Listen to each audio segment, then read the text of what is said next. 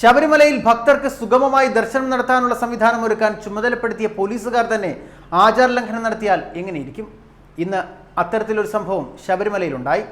ഇതിനെതിരെ ഭക്തർ പ്രതിഷേധിച്ചതോടെ ആചാരലംഘനം നടത്തിയ പോലീസുകാർക്കെതിരെ നടപടിയെടുക്കാമെന്ന സന്നിധാനത്തെ ചുമതലയുള്ള സ്പെഷ്യൽ ഓഫീസർ ജി ജയദേവ് ഉറപ്പ് നൽകിയതോടെ ഭക്തർ പിരിഞ്ഞു പോവുകയായിരുന്നു. ദർശനത്തിനെത്തിയ 4 ട്രാൻസ്ജെൻഡേഴ്സിന് സുരക്ഷയൊരുക്കാൻ കൂടെ പോയ പോലീസുകാരാണ് ആചാരലംഘനം നടത്തിയത്.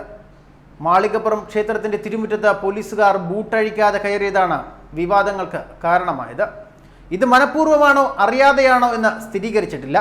സംഗതി ശ്രദ്ധയിൽപ്പെട്ട ഭക്തർ എതിർപ്പുമായി സംഘടിച്ചതോടെ പോലീസുകാർ ബൂട്ടഴിച്ചു വച്ചു.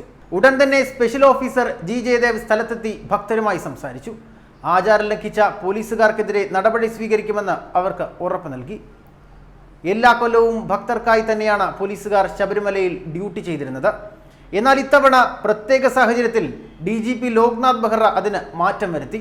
പോലീസുകാർ ബെൽറ്റ് ധരിക്കണമെന്നും ബൂട്ട് ധരിക്കണമെന്നും സംഘർഷ സാധ്യത കണക്കിലെടുത്ത ഷീൽഡ് കരുതിയിരിക്കണമെന്നും നിർദ്ദേശിച്ചു. അത് തുടക്കത്തിലെ വലിയ വിവാദങ്ങൾക്ക് കാരണമായിരുന്നു. മുമ്പ് സന്നിധാനത്ത് ഡ്യൂട്ടിയിലുള്ള പോലീസുകാർ താടി പോലും വടിക്കില്ലായിരുന്നു. ഇത്തവണ അയ്യപ്പ സൗഹൃദ പോലീസ് എന്ന സംവിധാനം സർക്കാർ ഇല്ലാതാക്കിയെന്ന വ്യാപക ആരോപണവും ഉയരുന്നു.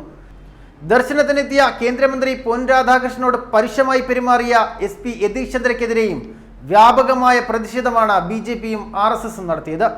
അന്ന് തന്നെ പൊൻ രാധാകൃഷ്ണന് കൂടെ വന്ന സ്വകാര്യ വാഹനം SP ഹരിശങ്കർ തടഞ്ഞതും വിവാദമായിരുന്നു. എന്നാൽ മന്ത്രിയുടെ വാഹനം കടന്നുപോയി 7 മിനിറ്റ് കഴിഞ്ഞാണ് സ്വകാര്യ വാഹനം വന്നത് എന്നതിനാലാണ് തടഞ്ഞതെന്നാണ് SP വിശദീകരണം നൽകിയത്. മന്ത്രിയുടെ കൂടെ ഉണ്ടായിരുന്ന BJP സംസ്ഥാന ജനറൽ സെക്രട്ടറി AN രാധാകൃഷ്ണൻ SP-യോട് തട്ടിക്കയറുന്ന സാഹചര്യമുണ്ടായി. K സുരേന്ദ്രനെ യതീഷ് ചന്ദ്ര അറസ്റ്റ് ചെയ്തപ്പോഴും പോലീസിനെതിരെ വ്യാപക പ്രതിഷേധം ഉയർന്നിരുന്നു.